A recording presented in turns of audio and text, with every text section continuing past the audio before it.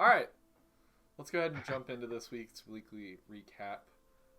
Welcome back, guys, for our second chapter of the Flagon Slayers. We are slowly growing our channel, hoping to hit a couple more small milestones, maybe major ones this year. Who we'll see, you know. Yeah. But really, we're just really enjoying being able to have time every week to jump on, play some D&D, hang out with each other, being able to stay creative in a time where all of us who majored in film can't really go out and do that kind of stuff and be creative. So, Yeah, especially when you get rejected from an internship. Got man, that today. Ugh. there's probably so many people who wanted that internship though. Oh yeah. So I was already expecting that, so I was just like, yeah, that makes sense. Thank you.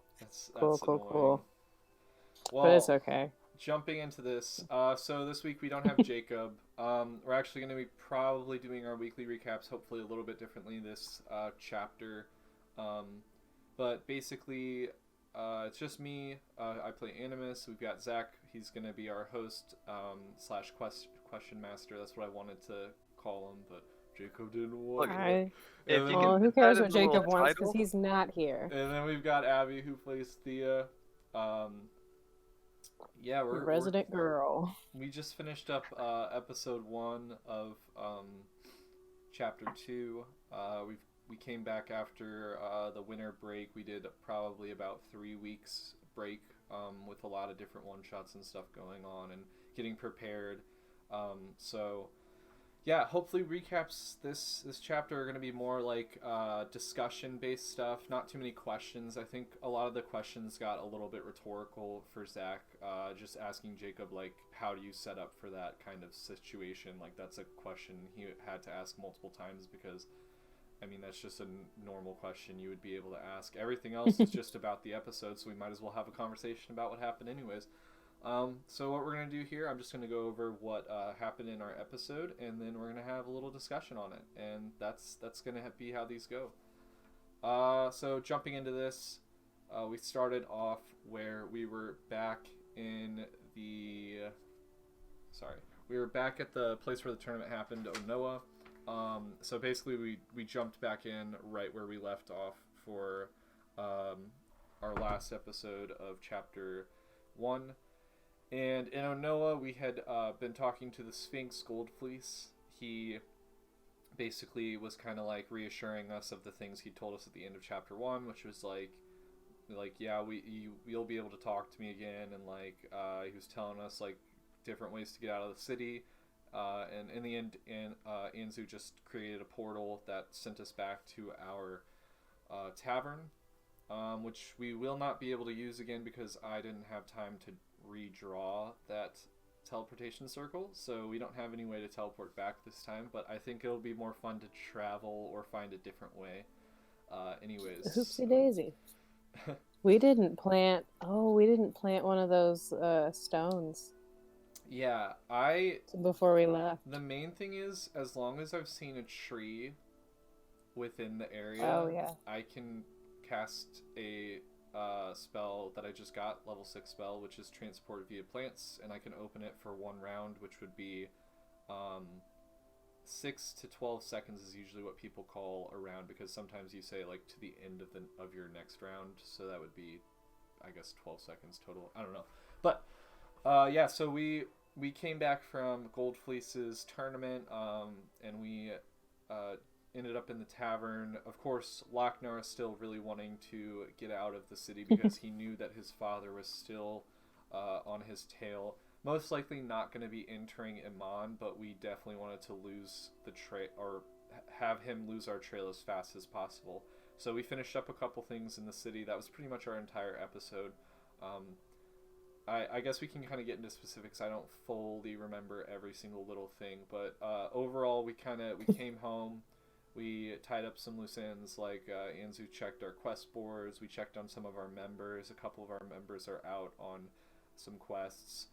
We all got branded by the Slayer's take, other than Lochnar. No, it was Zygon. Zygon, yeah, sorry. Other than Zygon. I don't know. I forget what he did, He But went and got armor.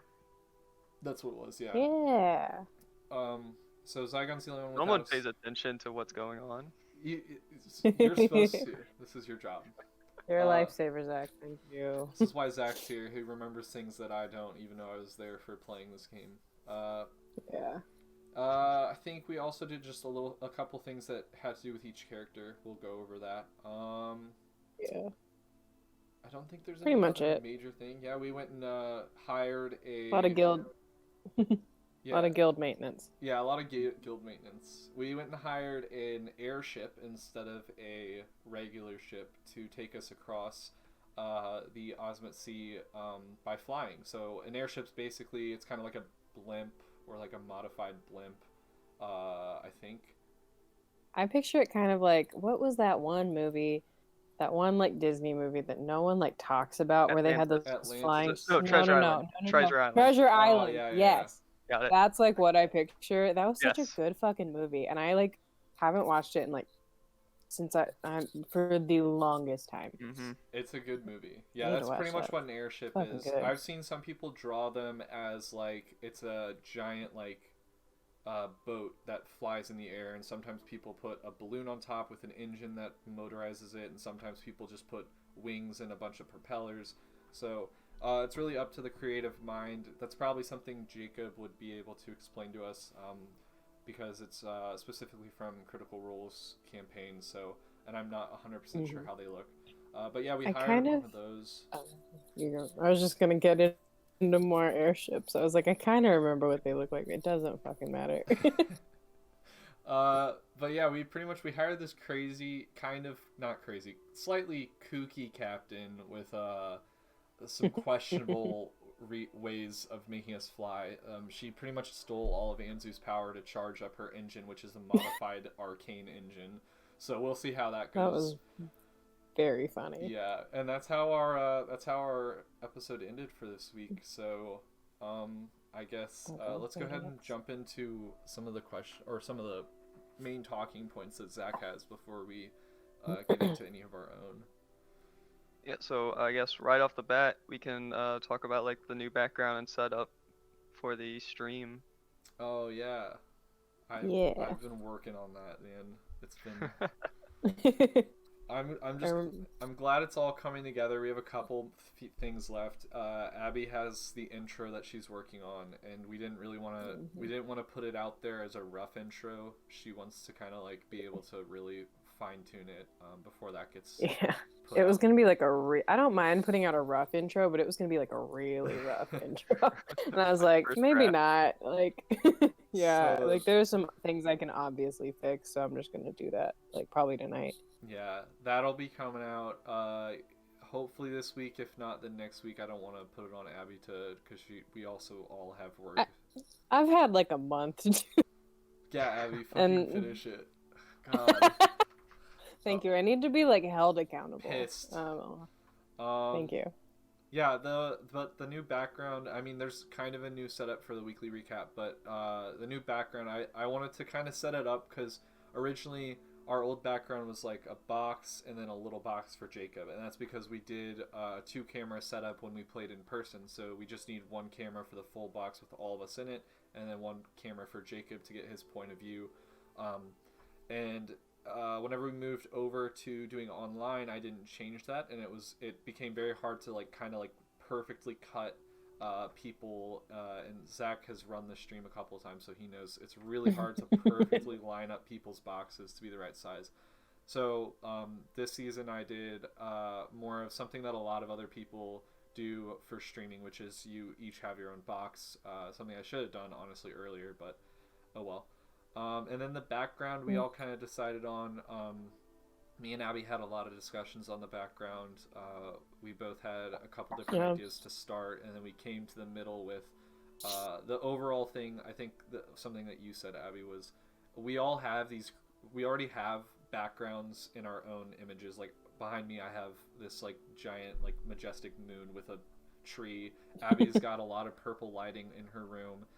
So like each of us has a lot of different backgrounds in our space already, so there's no reason to create a background that was also like crazy with a lot going on. So we decided on a stone wall with a little bit of moss, just like Yeah. something real simple, and I really do enjoy how that came out. I'm still probably working on a few things for it, but I think it's pretty good. So Yeah, something like a little cartoony that kind of fits the vibe of our like new character artwork that like I've been posting with like for a month or two, but like we haven't like actually used like in the stream yet. yeah, it is. So like now, I think it all though. just needs like a cohesive look, and that was my main thing that I wanted. It was just like I didn't want it to be like 5 different vibes.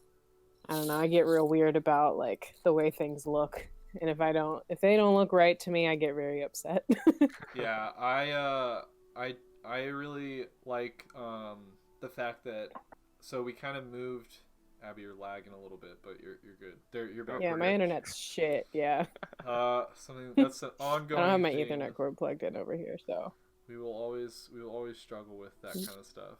But so basically, I think one of the things I like the most is that the characters used to take up a very large amount of space on our screen, and I think that was really cool for the first part, for what we had going on. But for the most part, I like now our characters are just taking up a small part in the corner, so you can still see what our characters like headshots look like. And it's also a new artist who did the new work on that. We might lose. Oh, Abby's back again. Every time I say it, she's back. But yeah, I it's just kind of it made a lot more space on the screen. Now we have one big box in the center, and that's going to be where we can do some small advertisements, and of course the game map whenever we do fights and stuff. So. Awesome. Yeah, like I really do enjoy the little baby artworks next to everybody. it's so cute. It really is. I think it really fits as well. It kind of fits the vibe. It's good stuff. I don't know if Andy has a like something that she does for people, like takes jobs or anything, but we can post, commission. Yeah, commission. We can post about that later if she wants us to, but yeah, we had an artwork from one of Brady's friends. That's who did our artwork for this chapter. We really are happy about that. Really enjoyed it, and she'll probably be working with us in the future. So. Yeah, her name is Andy Frine, I think. Yeah, it's at Andy Frine on Instagram. Yep. Go. We're not just like this girl that you don't get to know about. Like she's got fucking good artwork. Awesome. What is next? So, I guess a kind of running theme throughout the episode was kind of Rupert getting sick. Pretty sure that's who it was, right? It was Rupert. Yeah, it was Rupert. All right, good. I guess what were your guys' kind of initial thoughts on kind of what was going on with that? That might be more on you because I don't think Animus really saw Rupert cared too much. No, he just didn't see him much. He was doing a few other things. Yeah, It's not, I get it's that. not that I don't care. It's just I He didn't. fucking wants Rupert dead. No. I was actually the one who did that to him. Fuck you guys.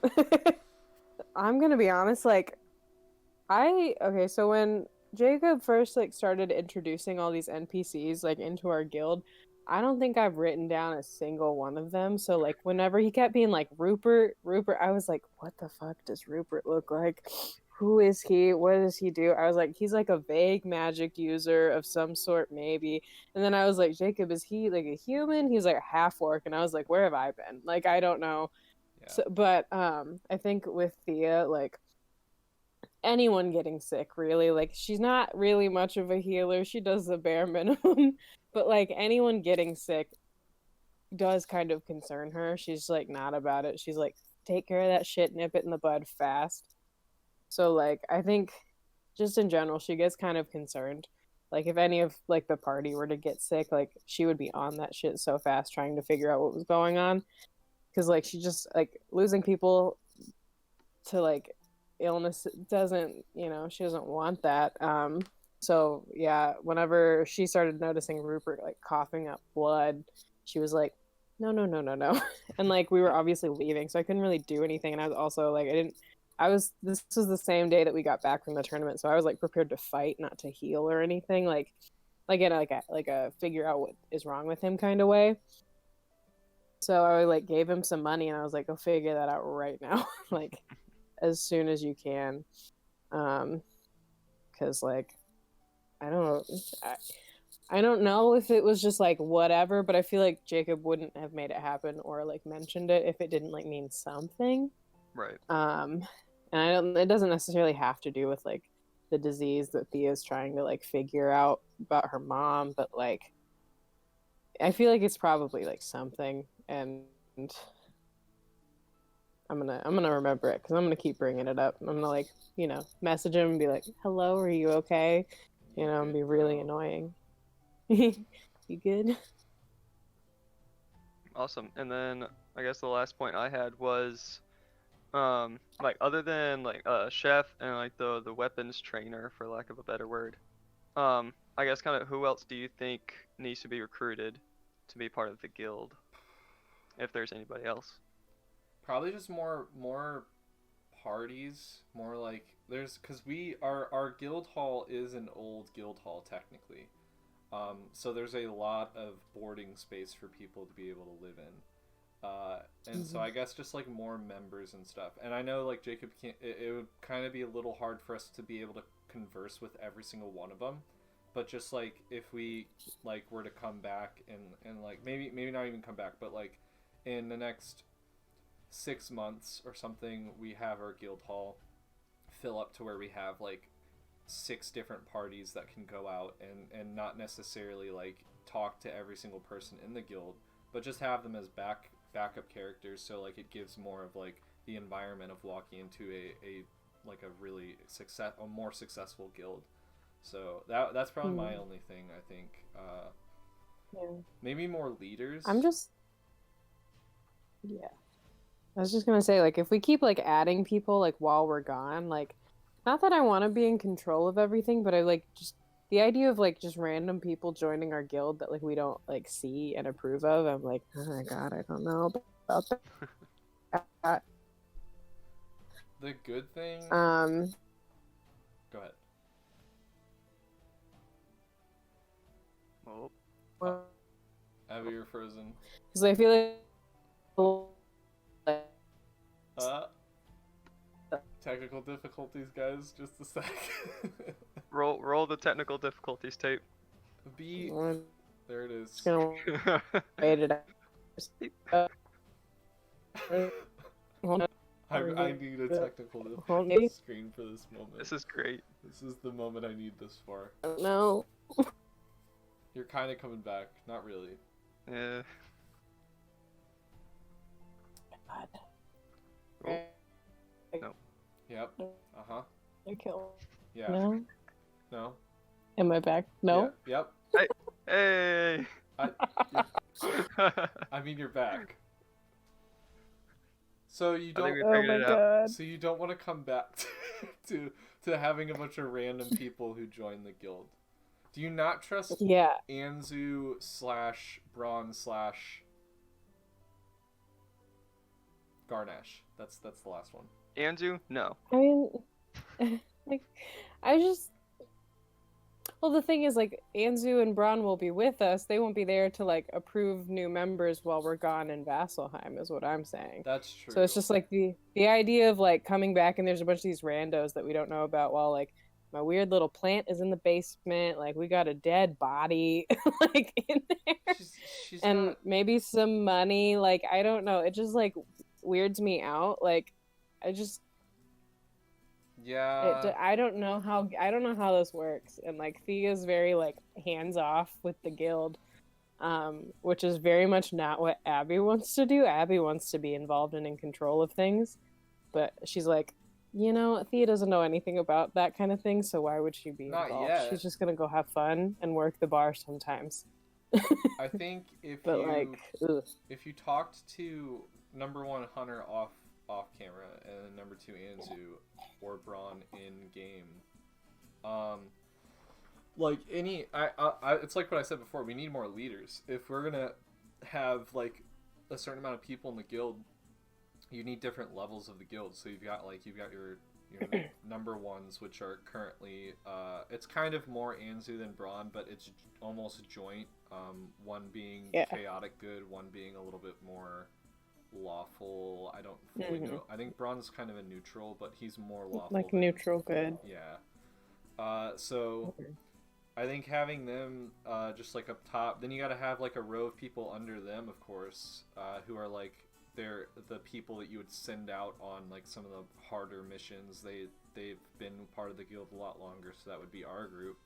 And then like from there, it's just like a level. It's like a tier list. So yeah, then, I think my issue is just that like while we were playing the other day, Jacob had to explain to us how the guild works.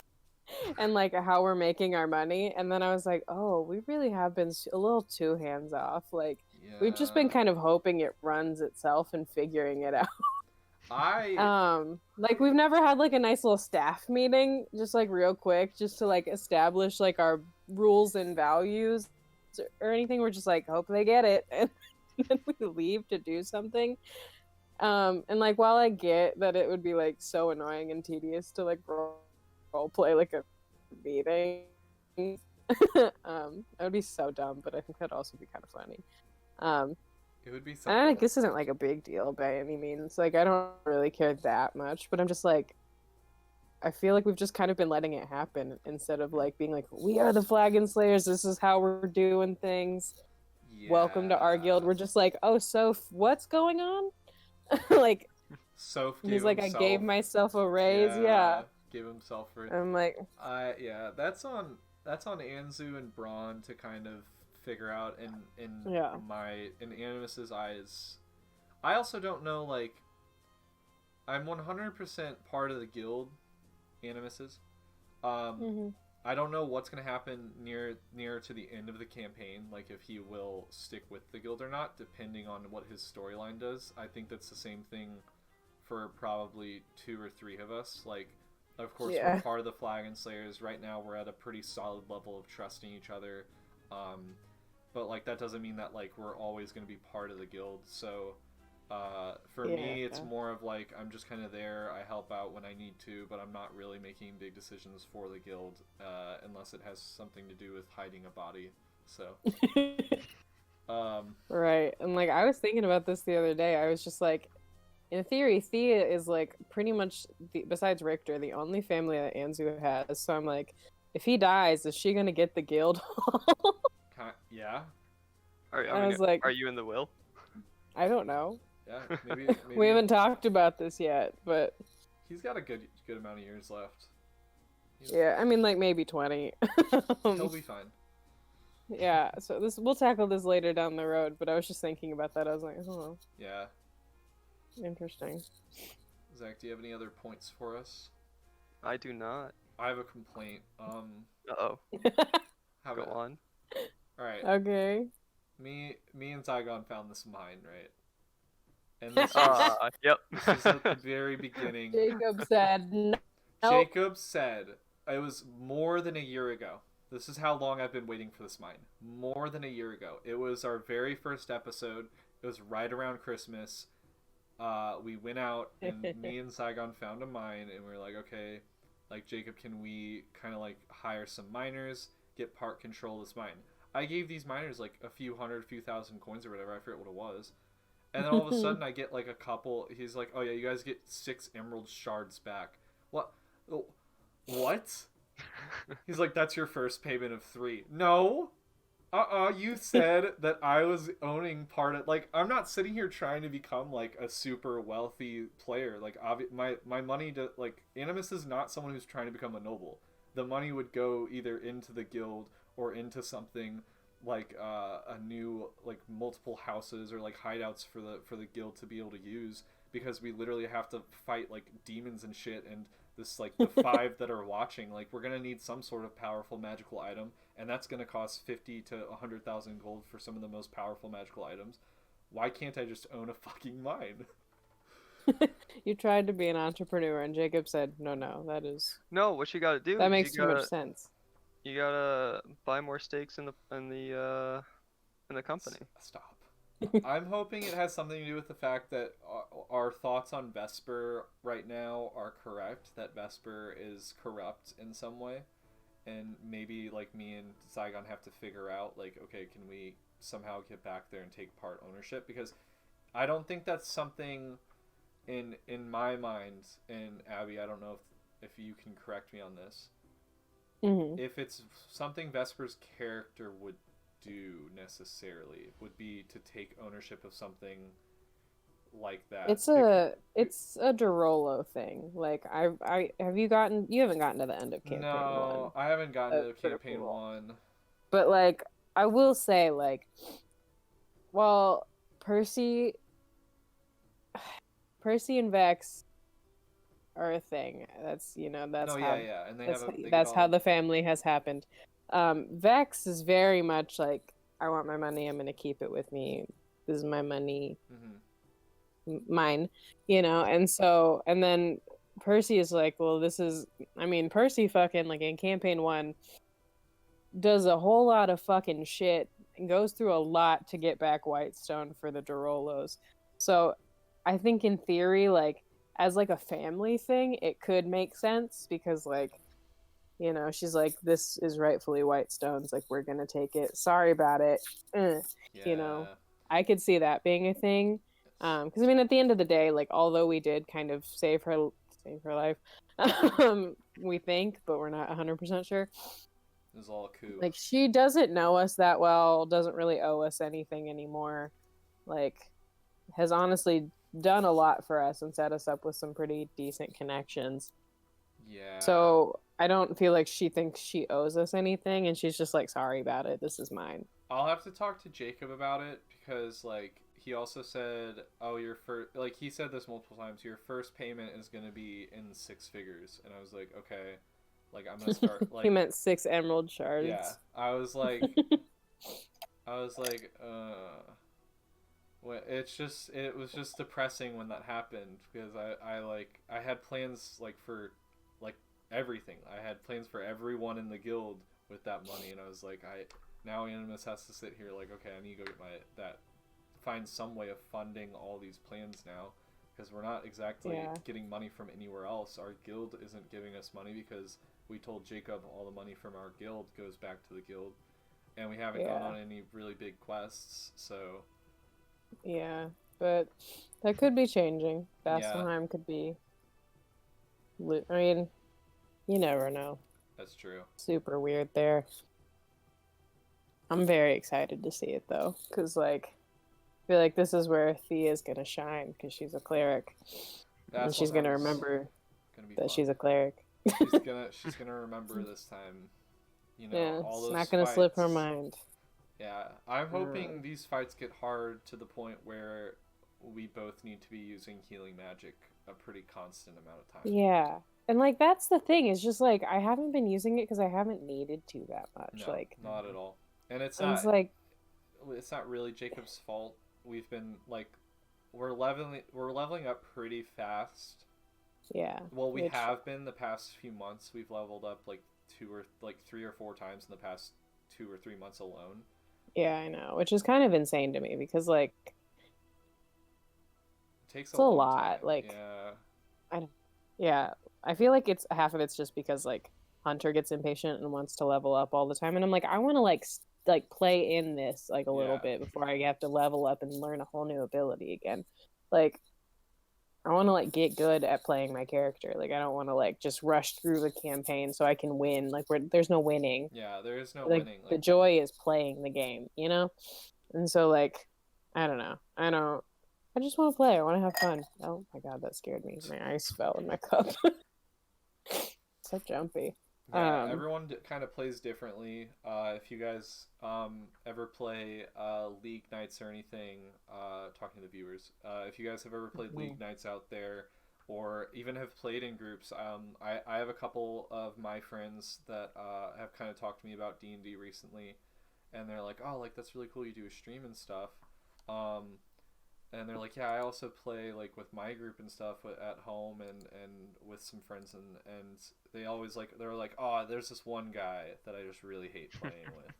He's like extreme metagamer, really just wants to be like the most powerful, and that's it. Like, they min-max their characters, and I'm like, Yeah, that's there's always gonna be one or two of those in groups, just because that's like kind of how it goes, uh, Yeah. especially when you're playing like with a lot of different types of people, and some people play it like it's a video game, some people play it like it's full on storytelling, some people play it with a little bit of both, which is what D&D is, and um, I mean, as long as it's not really affecting other people in the group, I think that's not bad.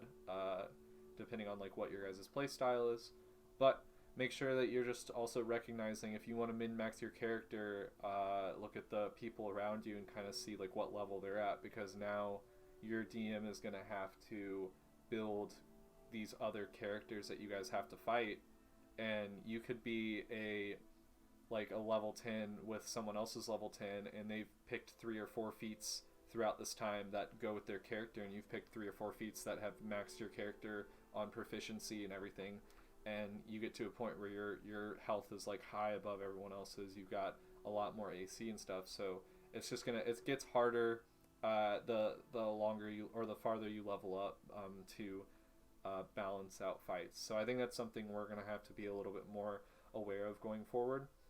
I know me and Hunter talked a little bit, because at first he was kind of playing it more like video game styled, like get through it, get level up, like get some coins, buy cool shit, like really rule the world as it is. But his last feat that he took, I think he took because he was like, this is something I want Anzu to have, not to make him stronger, but because I think it's something he would actually take. So which one did he take again? I don't know. I remember I was giving him a couple ideas and he didn't want them. Yeah. So, but I'm like, oh, you go ahead. Never mind. Yeah, that's just kind of how it goes. And we all have things we're working on this chapter. And we've all talked about it off camera, different things that each of us are trying to kind of like work on doing. But our role play is our biggest thing that we're trying to get into this chapter. We all did really well at the end of last season. We saw Corey finally get to a point where his character had some backstory popping out, and it was really cool to see him like take it like really seriously and almost emotionally at times. So definitely excited to see us go forward, as he's going away from a more anxious emotion and into another different type of anxious emotion. Anxious to get away from his dad, and now anxious to start training with this new monk in Vasselheim. So yeah, it's gonna be fun.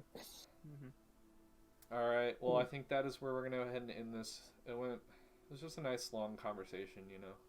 That's kind of how these are gonna go. I was like, oh, I want these to last 15 minutes. My realization, they're not gonna last 15 minutes. No, I don't know why you keep saying that, because you can't have a good conversation in 15 minutes. You're right. I'm stupid. All right. Well, I mean, okay. Yeah. Yeah. All right. Well, thank you guys. To recap, Caleb is stupid. That's me. Honestly, I'm stupid. Thank you guys. Channel campaign over. Honestly, yeah. Like we've learned. Animus has become evil, destroying worlds. All right. Well, thanks for watching our recap. We're hoping to come back next week with another recap. Maybe with Abby, maybe without Abby, maybe without probably anyone. with Abby. It'll probably be us three for recaps, and then Jacob if he's able to join us. And then hopefully, yeah. One thing we do want to do though is on our side, we're not trying to force anyone else to be part of the weekly recap unless they want to, or unless their character is a major part of the episode. But other than that, get used to seeing us three. Thank you guys for watching. We'll see you guys next week.